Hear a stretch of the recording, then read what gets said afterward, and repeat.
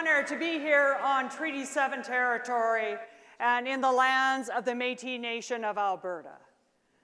My name is Cindy Blackstock.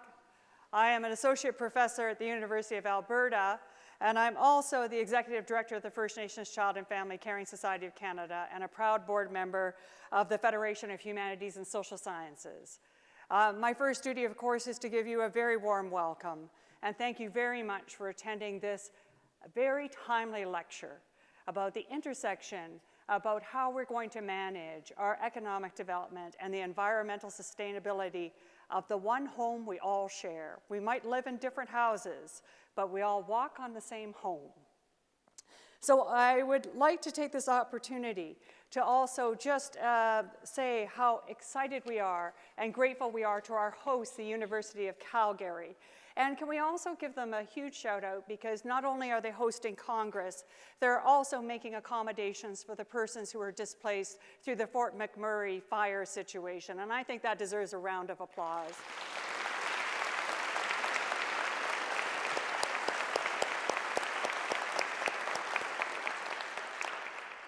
This is a bilingual event. I'd like to remind you that there is translation devices available for those of you who would like to use them.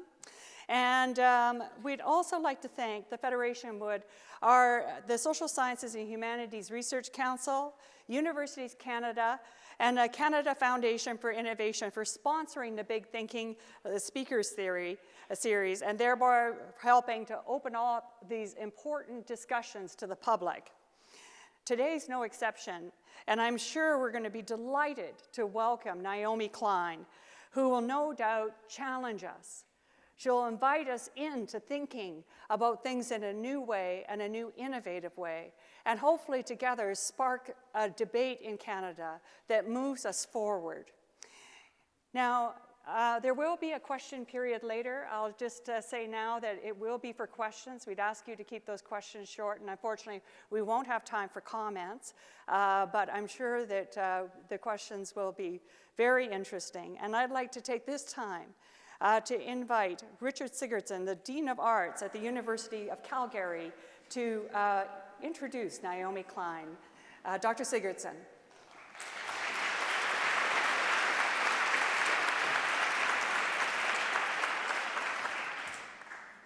Well, it's my great pleasure on behalf of our president, Dr. Elizabeth Cannon, to welcome you here to the University of Calgary during our 50th anniversary year. So we're celebrating our 50th anniversary, and I'd like to shout out to the Federation, which is celebrating its 75th anniversary this year. And I think that the partnership between the University of Calgary and the Federation for the Humanities and Social Sciences has been an extraordinary one. You've seen it if you've been to any of the sessions so far, and obviously you're going to witness some of that magic today. In particular, the Big Thinking Lecture Series is a hallmark, it's a signature event, and we're so thrilled. We've been anticipating these lectures since the time that we put together the schedule, and we know how excited you are, and we're really looking forward to today's event in particular. I'd also like to say that I was very pleased when we developed the theme for this year's Congress, Energizing Communities.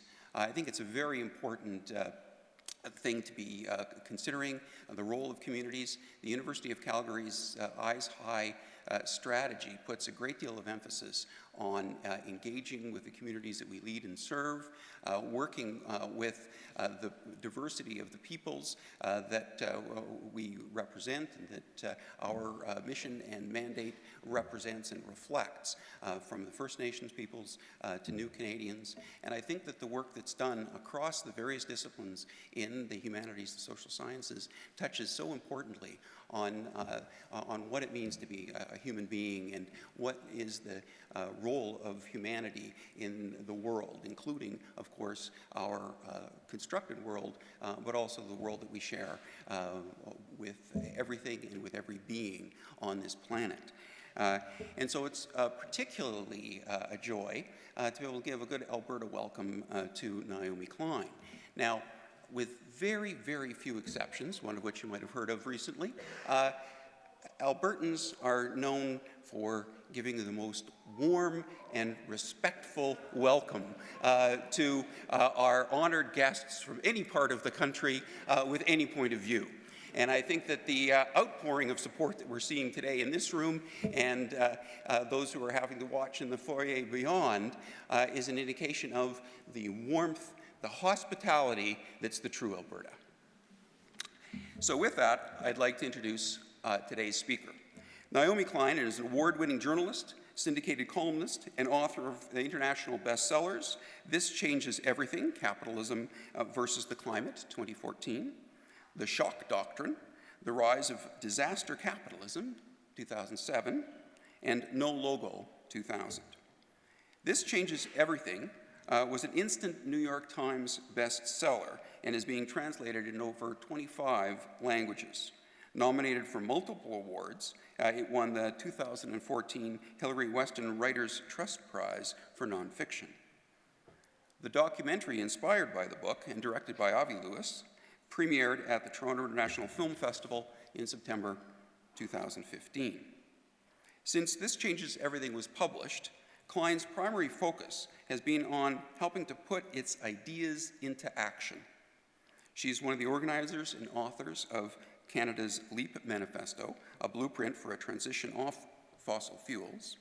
The LEAP has been endorsed by over 200 organizations and has generated debate about climate initiatives and activity around climate change alternatives across Canada and around the world.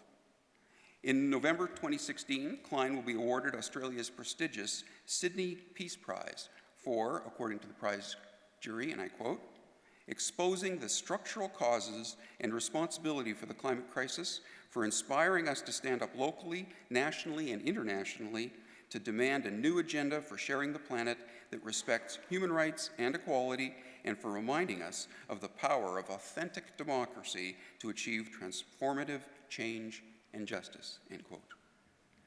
Klein is a Puffman Foundation Writing Fellow at the Institute, and her column for The Nation magazine is syndicated internationally by the New York Times Syndicate. Recent articles have also appeared in The New Yorker, The Boston Globe, The Guardian, The London Review of Books, and Le Monde. Ladies and gentlemen, I give you Naomi Klein.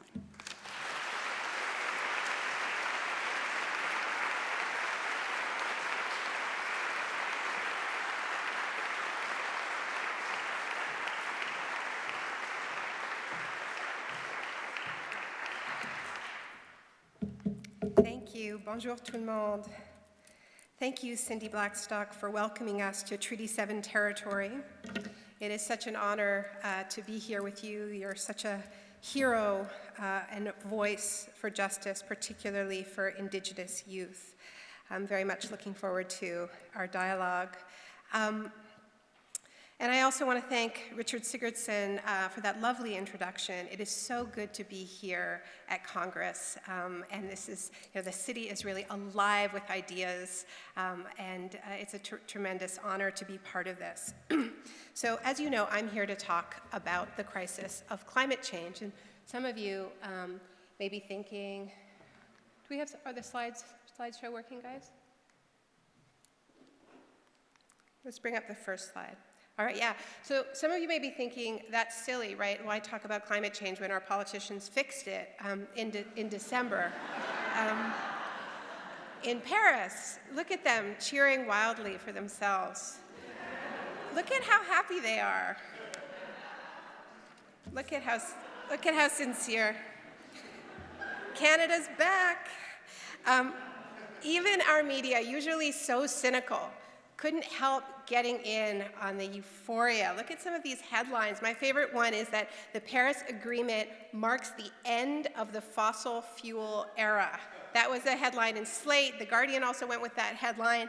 And I'm sure you've all noticed, right? The gas stations closing in droves. The fact that the front pages of our newspapers are still crowded with headlines about new pipelines. A big typo. Actually, Exxon put out a report just a month after the Paris Agreement was signed, where they told investors that they believed that the share of the overall energy market taken up by fossil fuels would be about 80% from now until 2040, which is strange, because if we are going to meet the goals that were set out in the Paris Agreement, we need to be pretty much off of fossil fuels by 2040. So what is going on? Is what happened in Paris this incredible breakthrough, which we heard at the time, or is it an ecological disaster? And the short answer to that question is both, in that it really was and remains a political breakthrough, a breakthrough of diplomacy. It's incredibly hard to get this many countries to agree on anything, especially climate change action. And it's in fact the best our governments have come up with, yet it is a breakthrough, and if it's all we do, it will be an ecological disaster. So I want to unpack that contradiction a little bit, because I think it's quite revealing to the subject of my talk today, which is the tension, the contradiction between our economic and our political system and what we need to do in the face of the crisis of climate change. So what is really significant in the deal is that it sets a pretty ambitious target about keeping temperatures below warming of 2 degrees Celsius, or, and this, it adds, while pursuing efforts to limit the temperature increase to 1.5 degrees Celsius. Now, I was in Paris, covering the summit and participating in actions alongside it, and I can tell you it was a huge fight to get that language in the agreement, to get 1.5 in there as a target. The pressure was coming from the most vulnerable countries in the world, and if you'll recall, it was Canada, actually, that was the one wealthy industrialized nation that really stood up and stood with those vulnerable countries and said, we have to set this more ambitious target. And this is actually why we saw those kind of over-the-top headlines, because if we're serious about that, if we're serious about keeping warming below 1.5, it actually does kind of mean the end of the fossil fuel era, which I know is a little bit hard to hear in this city. But and a shout out to the people in the overflow husky oil room, by the way.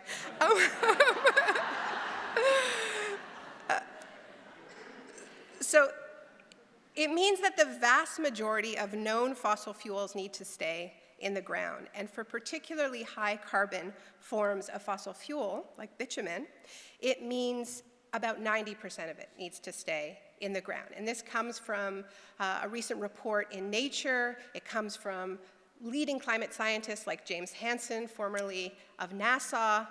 This is not a controversial statement. There is no room for expansion of those high carbon energy sources in a 1.5 world or even a 2-degree world. 2 degrees, it means we need to leave 80% of it in the ground, okay? So this is why there was that kind of wow moment at the end of Paris, like we really set this ambitious target. Here's the catch, okay? Here's the catch. The same world leaders that set out this goal of keeping temperatures below 1.5 or 2 degrees simultaneously and very openly declared themselves completely and utterly unwilling to do the things necessary to meet those goals. Now, by this I mean that the way the Paris Agreement works is that the action plans are made up of what national governments determined in their own countries, the best that they could do, and they brought all of those national plans, including Canada's and the US's and China's and Australia's and all the big emitters, came to Paris with their national plans. Now, if you add up all the national plans, it does not lead us to a road that goes to 1.5 degrees or 2 degrees. If you add up all the national plans, it leads to 3 to 4 degrees of warming. Once again, not controversial. This is what all the climate scientists in Paris were saying. And just to put that in perspective, 4 degrees warming, according to Kevin Anderson, who's the deputy director of the Tyndall Center on Climate Change Research. He's one of the world's leading experts on emission reduction. I quote him at the beginning of This Changes Everything, describing 4 degrees of warming as incompatible with any reasonable characterization of an organized, equitable, and civilized global community. So what our leaders in their infinite wisdom have basically said is, we know what we need to do, and we're willing to do roughly half that. And all the really hard stuff, other people can do once we're already out of office. The only proposal in the Paris Accord for how to bridge this gap between the goal, the temperature goal, and the action plans is to meet every 5 years and take stock and hope that things have changed for the better. Like, who knows, right? 3 days ago, actually, Donald Trump gave his first major address on energy to a meeting of oil and gas executives in the Bakken Shale region. And he pledged to cancel the Paris Agreement and to repeal Obama's entire climate plan and to cut all funding, international funding, to deal with the impacts of climate change in poorer countries. So let's hope that's not who we're meeting with in 5 years' time. So this is really important because, when you talk about the UN, it's like this number soup, 1.5, 2, 3, 4, right? And it's like where all acronyms go to die, right? It's very, very bureaucratic. So it's, but we know what we're talking about here. We have warmed the globe by 1 degree so far. That's what we have already done. And, you know better than anyone what that road looked like in May. That's Highway 63. We all saw these harrowing images of this still unfolding disaster, the trauma that is still playing out right here on this campus with displaced families still unable to go home, who lost everything in an instant, these absolutely heartbreaking stories of parents separated from their children. And this university has opened its doors, and I agree, this is a tremendous expression of the kind of solidarity we need. This is, yes, El Nino, but it is El Nino supercharged with climate change, right? That's why temperature records are being broken all around the world, month after month. It's hot, way hotter than it should be, and it's also dry because there's less precipitation, and that's why boreal forests are burning at a rate unprecedented in 10,000 years. Once again, this is not a controversial statement. Climate scientists are saying this around the world. And every serious international publication has linked the fires with climate change.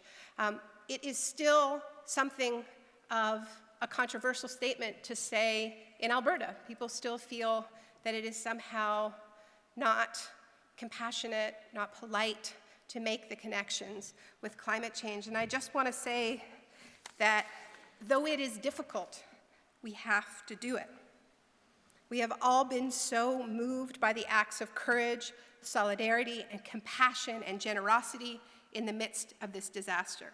It has been beautiful, more proof that human beings are more than the basket of self-interest that we're so often told we are. We are more than that, and we see this so often, so reliably in moments of crisis and disaster that bring out our better selves. The task now, I believe, is to enlarge that circle of solidarity, that web of compassion, to include those not only in our own country, but around the world who are also losing their homes and in far too many cases, their lives because of extreme weather. People in countries where drought is exacerbating and accelerating conflict, places like Syria, and in many cases are forced to migrate, forced to board leaky boats. Yet another tragedy this week. We've now learned that between 700 and 900 people have drowned this past week in the Mediterranean. It's not just because of climate change, but we know that climate change is a factor in this mass migration because so much of the migration is happening on the aridity line amidst historic drought. We need to enlarge the circle to include all of humanity. Disaster can and should wake us up. These are messages. They demand our attention. They can be moments when we say no more. We are starting to understand how dangerous 1 degree of warming is. This is what it looks like in Canada. In India, right now, they broke a temperature record, 51 degrees Celsius in a city in Rajasthan state last week. Think about how hot you are at 31 degrees, add 20 degrees to that. Last year in India and Pakistan, thousands of people died in the midst of last year's historic heat wave. In Karachi, the morgues ran out of space. They were unprepared. They had nowhere to put the dead. This year, they are preemptively digging mass graves. This is an image from last week. We need to enlarge the circle of compassion. So this is why we weren't all cheering at the end of Paris. And on the last day of the summit, thousands of people participated in a demonstration called Redlines. And people took to the streets, and they said this deal that our politicians are celebrating crosses multiple red lines: scientific red lines, humanitarian red lines, equity red lines, legal red lines, because it isn't legally enforceable, and that's why Donald Trump says he's going to tear it up if he wins the election. So I'm going to talk, I was in the streets that day, and it was interesting because the mood was not one of despair. It was actually just one of clarity and of resolve. People just were saying, look, our politicians have said what needs to happen. They've said clearly that they are not willing to do the things necessary to get the job done. So social movements are going to have to fill in that gap. My partner, Avi Lewis, has a great line. He says that politics, electoral politics, is about the art of the possible, but social movements are about changing what's possible. And that day in the streets, Bill McKibben said, they said 1.5, and we're going to damn well hold them to it. We're going to hold them. This is not going to be yet another broken treaty. So how are we going to do it? I'll talk a little bit about that later on. But first I want to talk about why we're at this moment of such high contradiction. The argument I make in This Changes Everything is that what best explains it is not that humans are inherently selfish and greedy, because humans are complicated. We're lots of things, as you have seen here, right? I believe what explains our failure to rise to the challenge of climate change more than anything else is a case of epic bad timing. That this crisis landed on our laps at the worst possible moment in human evolution where this could have happened, and that was the late 1980s. I say this, okay, so 1988, here's James Hansen, I mentioned him before, rock star climate scientist, he's at NASA. This is 1988, June 1988, and James Hansen is testifying before Congress that he can now say with a high degree of certainty that climate change is real, that humans are causing it. And this sets off, a firestorm, and there's a huge debate. Governments get together. They have their first intergovernmental meeting on climate change. It was actually hosted by Canada in Toronto. And this is the year that the Intergovernmental Panel on Climate Change was formed, 1988. 1988, this was the man of the year, the Earth. This is which really captures the fact that this was not just something that policy wonks were talking about. This was what people were talking about. So what else was happening in 1988 that could have gotten in the way of this momentum to fix the problem? What else was happening? So 1988, one of the things that was happening was that this was the year that Canada and the US signed the first free trade agreement, which became the prototype for so many of these trade agreements to come. This was about to happen. The Berlin Wall was about to collapse, which in and of itself, a wonderful event, but was interpreted by a small group of who came to be called the neocons in the United States, the neoconservatives, who announced that this meant that history was over, the end of history, and there were now no barriers to spreading an extreme version of capitalism to every corner of the globe, what Joseph Stiglitz calls market fundamentalism. So it was just as we were getting ready to tackle climate change comes the ascendant moment for the neoliberal project. So what does that have to do with climate change? Well, I would argue everything, and we don't talk about it nearly enough. Because if you think about the package of policies represented by the neoliberal project, It's privatization, deregulation, cuts to social spending to offset the cuts to taxes, and all of it locked in under these corporate-friendly free trade agreements. So think about how that logic intersects with the things we need to do if we're going to take climate change seriously. If we're going to take climate change seriously, we need massive investments in the public sphere because we need to reimagine how we produce energy. We need to reimagine how we move ourselves around. We're talking about massive investments in the public sphere to get ourselves off of fossil fuels to that low carbon future, and also to deal, because we've waited so long, to deal with the impacts of the heavy weather we've already locked in. And again, we have seen how dangerous it is when a weak and neglected public sphere intersects with heavy weather. Think Hurricane Katrina and the fact that FEMA couldn't find New Orleans for 5 days, and the people who were abandoned on their rooftops and in the Superdome, right? So it takes that investment, yet the crisis hits us in this moment when not only are we starving the public sphere, we're selling it off. We're selling off, in fact, many of the sectors that are at the heart of the transition: energy, rail, our airlines. The young people in the room don't remember this, but this all used to be nationally owned, right? Not to mention the oil companies. So governments have less power to transition, and these sectors are run exclusively by the profit motive. And one of the things that was really interesting that I found while I was doing my research is that Germany, which has is in the midst of probably the most rapid energy transition in the world. They're now getting 30% of their electricity from renewables, much more on a sunny day. One of the ways in which they've been able to do this is by reversing the privatization of their energy systems. In hundreds of cities and towns, they have taken back control over their utilities because the private companies that had taken them over in the 1990s were standing in the way of the people's desire to get to 100% renewable. Obviously, this is expensive. We need to pay for it somehow. Usually that comes from taxes. This is hitting us at a moment when, politicians are saying, read my lips, no new taxes. Tax is a dirty word. Regulation is a dirty word. And of course, we do need to regulate polluters if this is going to happen. And we do need to stand up to some of the most powerful corporations in the world. It sometimes happens against the odds, like Obama did say no after 4 years of hemming and hawing to the Keystone XL pipeline, did so under tremendous pressure. And it was sort of like, wow, a unicorn. Somebody stood up to a fossil fuel company.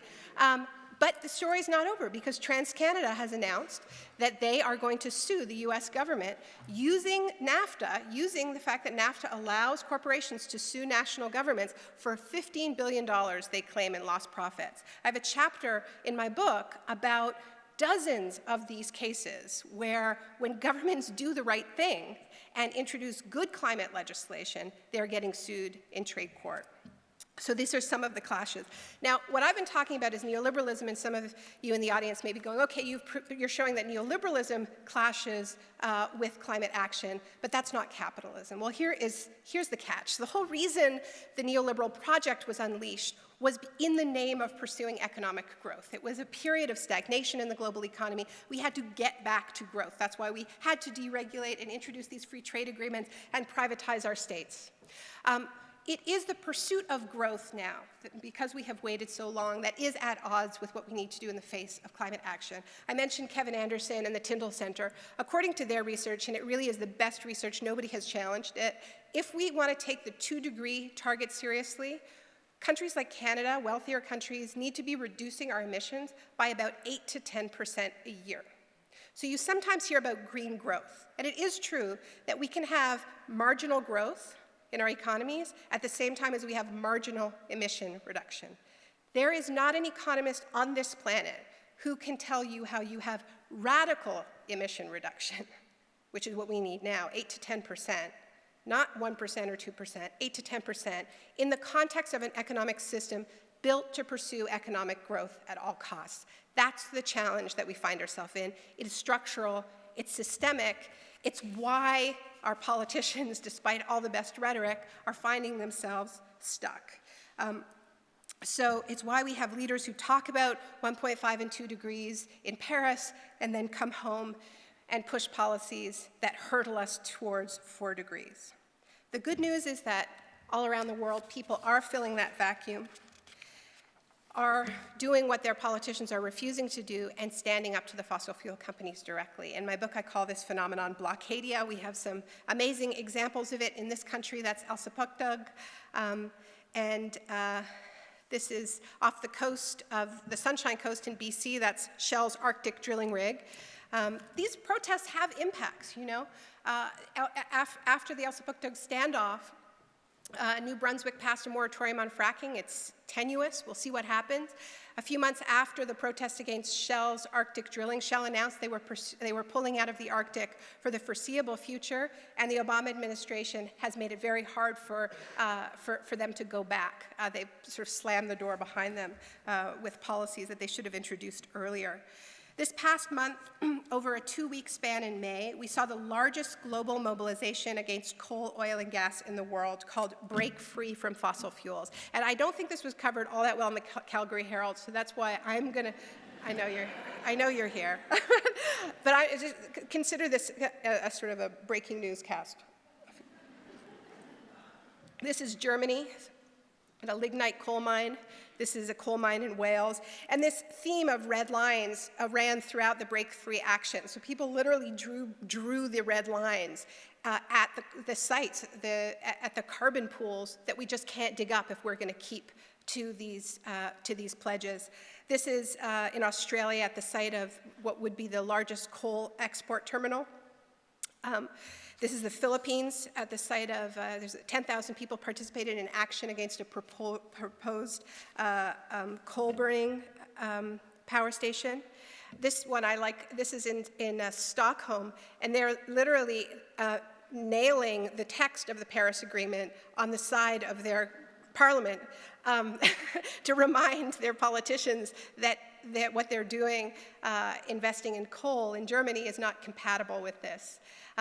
So, you know, the debates we're having in Canada are actually global, and that's why I wanted to bring this in. You know, this is part of a global conversation that I don't think is being covered enough in the media. This one is in Indonesia, Nigeria, South LA, Washington. This is all last month, actually this month in May. And this is Vancouver, and that's the Kinder Morgan facility in the background, surrounded by on land and sea. So here in Alberta, this kind of position is often written off as extremism. I believe your premier called those of us who say we can't be building new fossil fuel infrastructure naive and ill-informed. I think your mayor from this podium yesterday may have said something similar about it not being nuanced. It's actually just math. These fossil fuel companies have 5 times more carbon in their proven reserves than is compatible with a 2-degree temperature target. If we burn it all, we get to 10 degrees. We need to leave a lot of it in the ground. Don't take it from me. Just this past week, Total, the French oil company, very active in Alberta, made a historic announcement. They said that they were remaking their business strategy to bring it in line with a 2-degree temperature target that was agreed to in Paris, and that meant they would not be drilling in the Arctic, and it meant that they were going to reduce their exposure in Canada's oil sands, unquote. It's the first time an oil major has acknowledged the need to leave carbon in the ground, and it just happened. So, whoa. And the fact that that line got applause in Calgary, I also believe is historic, so we're all making history here. So the reason why the movement is focused on these infrastructure projects is twofold, right? Obviously, a lot of it is just people worried about their homes, their home places, right? I mean, in BC, what is driving it is a deep, deep concern about the salmon streams, about the salmon rivers, and about oil on the coast, right? It's fear of a Deepwater Horizon, it's fear of an Exxon Valdez. But it is also an understanding that these infrastructure projects lock us in to a model that is completely unsustainable decades into the future. If you look at Energy East, right? Energy East, the price tag on Energy East keeps going up. The latest estimate is that to build Energy East, it would cost $15.7 billion. You don't lay a pipe that costs almost $16 billion unless you plan for that pipe to stay in production for decades into the future, long past when we need to be off this model. So what we're saying is, yes, build infrastructure, but we need to be investing in the infrastructure of the future.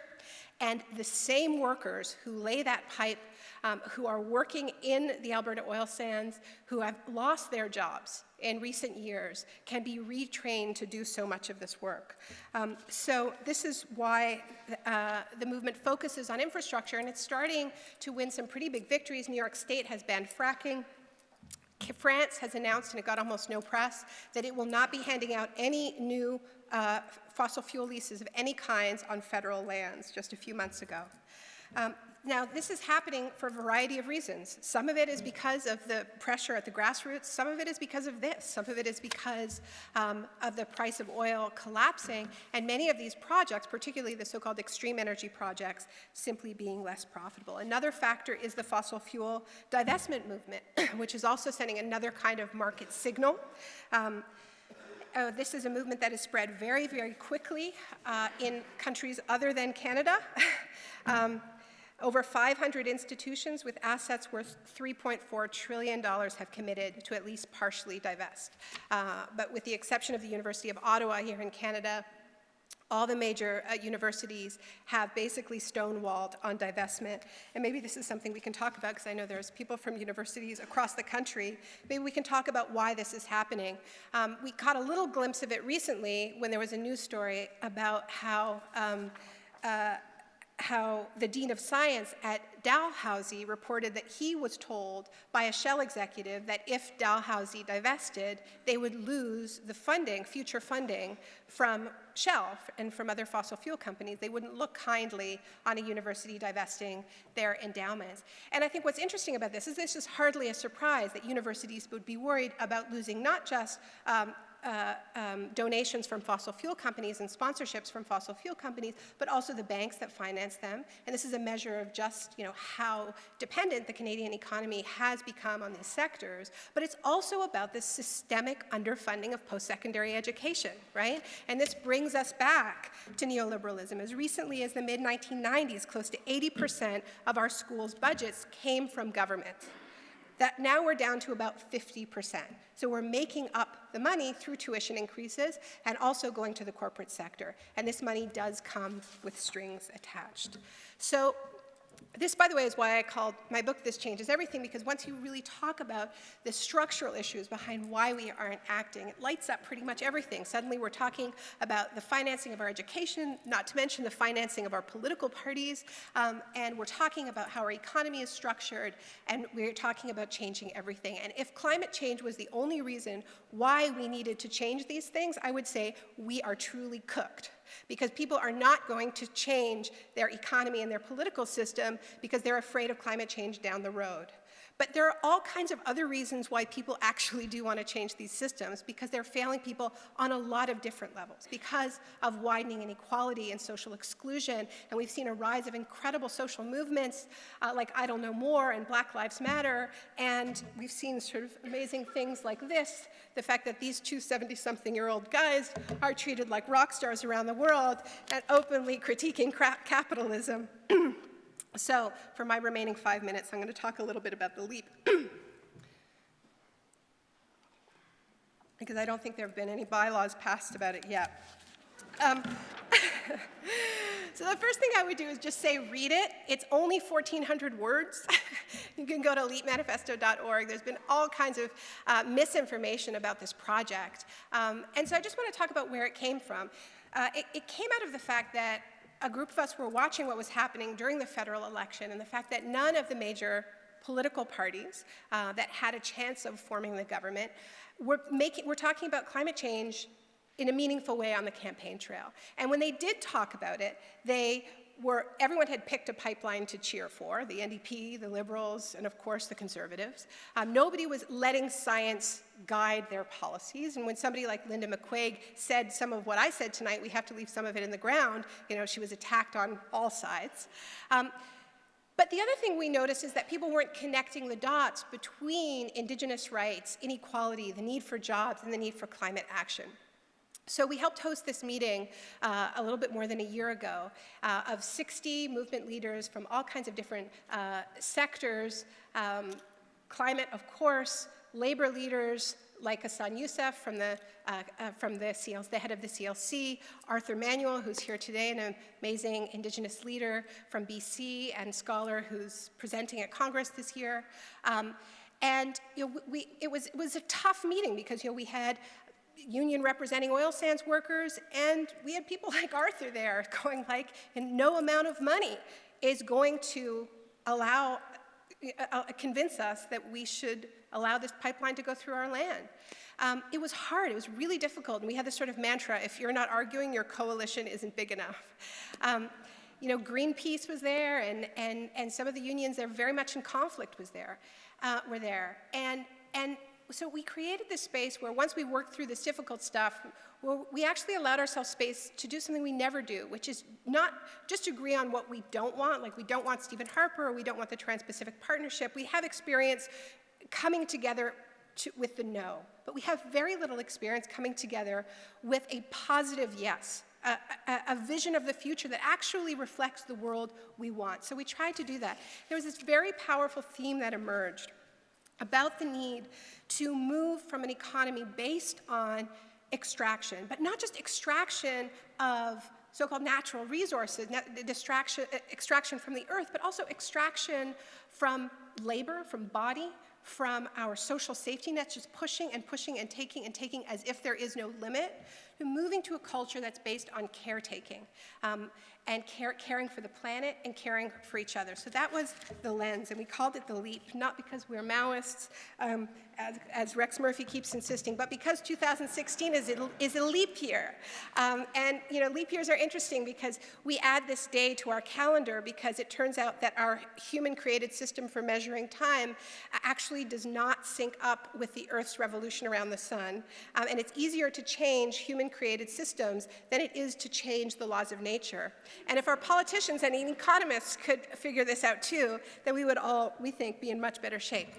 So what does it say? Yes, it has that line that has drawn all the attention that we can't build new fossil fuel infrastructure. We need to build the infrastructure of the future. But the centerpiece of it is energy democracy, that as we move from fossil fuels to renewables, we don't just want to be buying the solar panels and wind turbines from Shell and Exxon. We want, wherever possible, to have energy democracy, that communities should own and control their own renewable energy. We want this to be a way to build a fairer economy that serves everyone. But we want more than energy democracy. We want energy justice and energy reparations. And what that means is that the communities who have been on the front lines of extraction, who have had their lands and bodies poisoned, must be first in line to own and control their own renewable energy projects, and that is energy justice. This is already happening in places like Beaver Lake, in Little Buffalo, in the Athabasca Chippewa First Nations solar project, but we're saying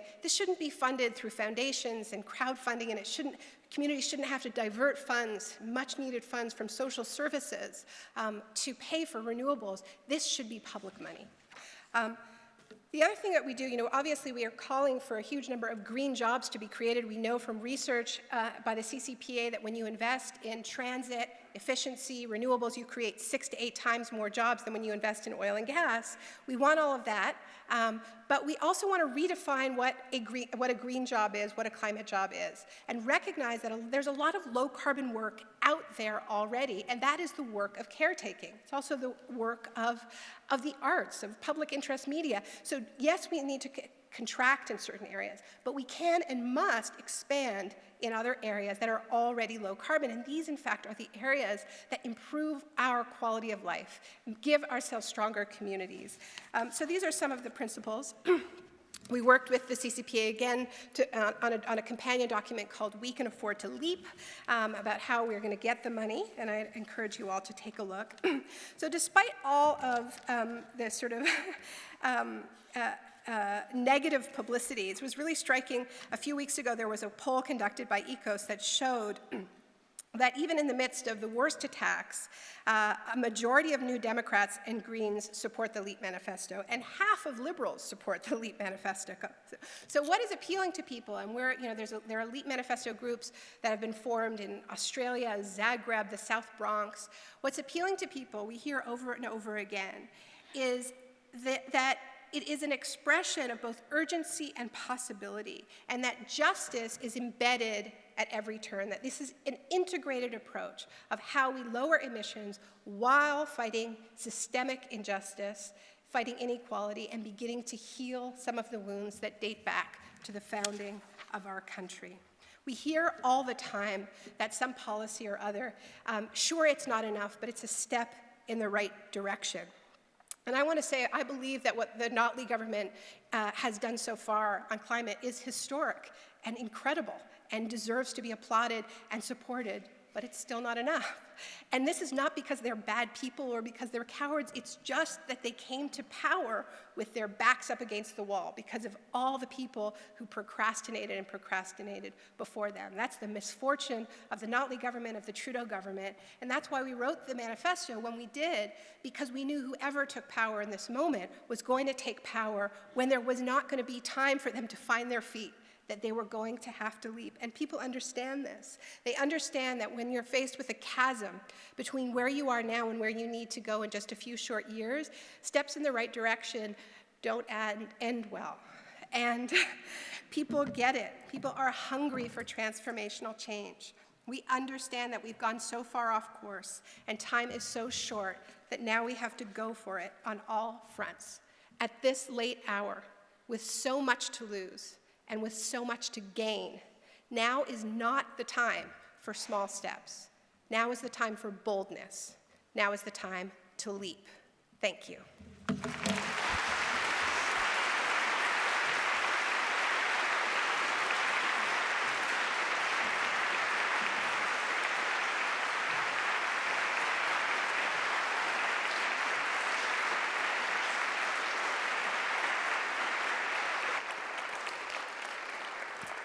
So, wow. You know, last year I had the great honor, Naomi, of moderating another big thinking lecture by the Honorable Justice Murray Sinclair. And of course, he's the commissioner of the Truth and Reconciliation Commission and now a senator. And he said something very important. He said, you know, the truth will set you free, but first it will piss you off. And I think some of the most important questions do that for us in our humanity that push our society forward.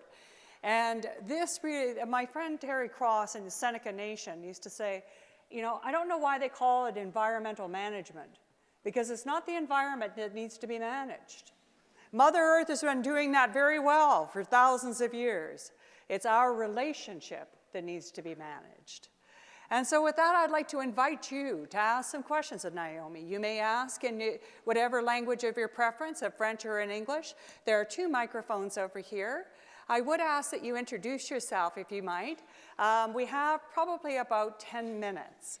So if there is a courageous person to step forward, we'll start that first question. And in the meantime, what do you think? Yeah, like, you know, I was reading in the papers, and I can't understand it, why so many Canadians, it's such a huge priority for the environment. So what is it that we have to do? How do we manage ourselves to be part of the movement of change? Well, I think a big part of it, right, is that, you know, and this is why I want to be clear, that this is not about bashing politicians. It really is that if there was a climate march in New York a couple of years ago, the largest climate march in history, 400,000 people on the streets, and their slogan was to change everything, it takes everyone, you know?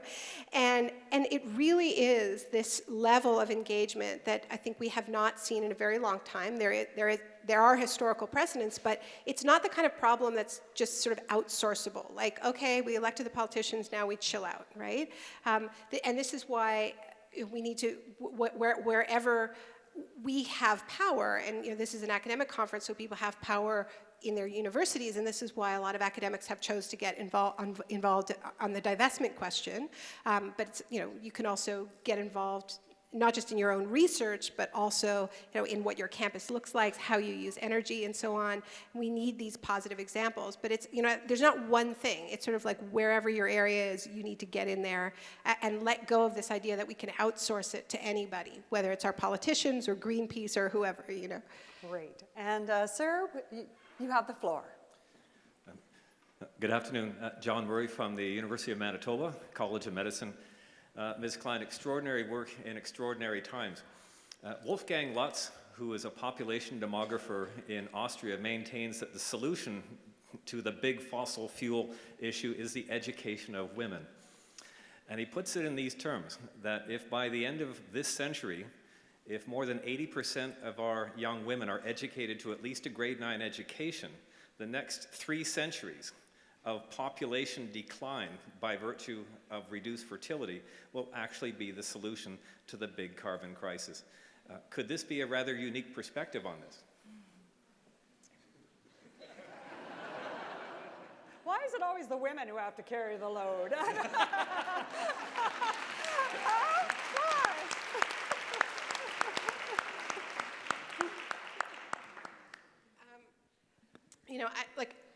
I'm certainly in favor of women's education and women's reproductive freedom, but the idea that this is going to be the sort of silver bullet on climate, I think, is a little bit dangerous, to be honest, because the truth is that 50% of emissions are concentrated in 10% of the population. And it's not the people with the highest birth rates, it's the people who are the highest consumers, right? So there's a direct correlation between the consumption habits of the rich and high emissions, and I include myself in this absolutely, right? And in fact, in the places that have the highest birth rates, like sub-Saharan Africa, have the lowest emissions, right? And so what I worry about, it's not that I think it's an invalid issue, I think it is part of the conversation. What I think we need to be careful about is changing the subject from the consumption habits of the rich to the procreation habits of the poor. And also, be aware.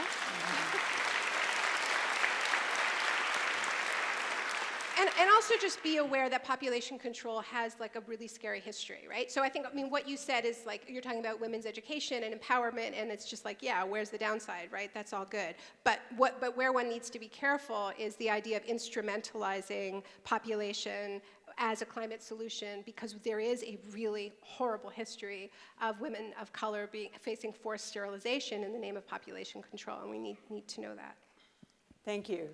And we'll go over here, please. Thank you, sir, for your question. Hi, my name is Jody Latramoy. I'm from the University of Calgary, right here.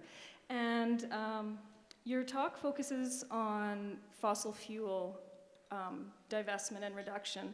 And if you're talking about our dependence on fossil fuels, the agriculture industry is such a huge piece of that. You might as well say that we eat oil. We're so dependent on fossil fuels in the big agriculture. And so then, in addition to that piece, there's also the question of our meat and dairy consumption, which has a huge impact on the environment in terms of emission as well. So I'm just wondering about your thoughts on that piece of the puzzle. Yeah. These are all good questions, thanks. So in the Lean Manifesto, we talk about how we need to reimagine our agriculture system. In a lot of cases, we need to relocalize it. We need to reduce the dependence on fossil fuels, which means that the manifesto talks about agroecological farming methods, which all the best research shows is the best way to reduce emissions. Agroecological farming is not sort of a one-size-fits-all model. It's really about learning what every piece of land is best used for, and it integrates indigenous knowledge into farming methods. And we need to be doing a lot more of this. There's a film out there called Cowspiracy that a lot of people have seen that has been spreading some wrong information about just how much animal agriculture makes up of fossil fuels, that somehow, the animal agriculture is responsible for more emissions than fossil fuels, and that's actually not the case. Fossil fuels about 60%, animal agriculture around 16%, even when you include land use. if you want to lower your personal carbon footprint, we know what we need to do, right? We all know this. I mean, eat less meat, use transit, fly way less or not at all. I mean, these are the things, this is how we lower our personal carbon footprint. But those personal lifestyle choices are not going to lower our emissions by 8 to 10% a year. That is going to take policy. That is going to take massive investments in infrastructure.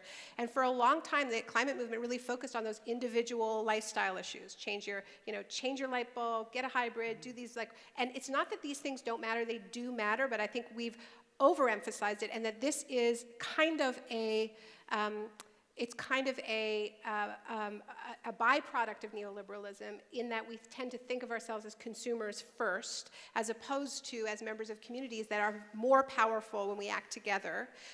And so I hope that sort of answers the question. It is important. But I don't think you can legislate vegetarianism. And I also think it's very important that that we know in Canada, and I would argue globally, that we only win when we are in strong and respectful coalitions with Indigenous communities, with Indigenous people leading. The first lines in the LEAP Manifesto are about learning from the Indigenous worldview and respecting Indigenous knowledge. I have heard climate activists again and again say you can't be a climate activist if you're not a vegetarian. They see Cowspiracy, they've seen the light.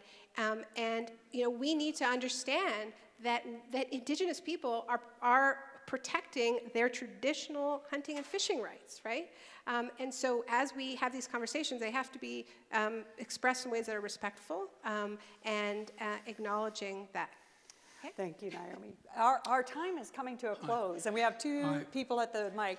I'm going to ask you just to quickly pose your questions, and then we'll respond to all of them at one go, because we just have a couple minutes. Tori Badenduk, the simple question is one of language. One of the problems that you have mentioned is Adam Smith, but nobody mentions Adam Smith's theory of moral sentiments, in which he stated the market is a mechanism for sorting the inefficient from the efficient. But it is not one to absolve you of responsibilities for your actions. And environmental issues are largely externalities. In other words, not paying your bills. Come on, guys, if you can't get the words right, the rest doesn't matter. Thank you, sir. And over here, please, sir. I need to say it's not that we put the burden on women, it's just that they're better at coming up with answers. I missed that. And your last comment about leaps versus steps, things like diet and cars and things like that are just steps. I had a conversation not that long ago with Frankie Lappe, who's the mother of the question of diet. And she said, the real question is democracy. How do we change society into a truly democratic society? And everything else is just steps. And I'd like your comment on that. All right, Naomi, those are two lightweight questions. Well, I think they were both great comments, Yeah. And this is sort of it does all come down to that, we're having a debate in this country about democratic reform, and I would urge people to don't outsource this one either. We're not going to have another chance. I think it's not, once again, it's not a silver bullet, but I think having a much more representative system would encourage a lot more people to get involved and not feel that it was completely futile. And the issue of money in politics is huge too. I mean, I showed that slide of Bernie, but it's a very, what is happening in the United States, and the fact that an avowed democratic socialist has made a credible run for the Democratic Party has to do with the fact that he is connecting many of these dots, but he is saying we won't be able to do any of it until we get corporate money out of politics, right? That is the central question to democracy in our age. Well, I'd like to first of all thank all of you and the people in the overflow room for joining us today and for your very thoughtful questions and comments. So and a round Cindy, of applause thank you, for all of Cindy. you.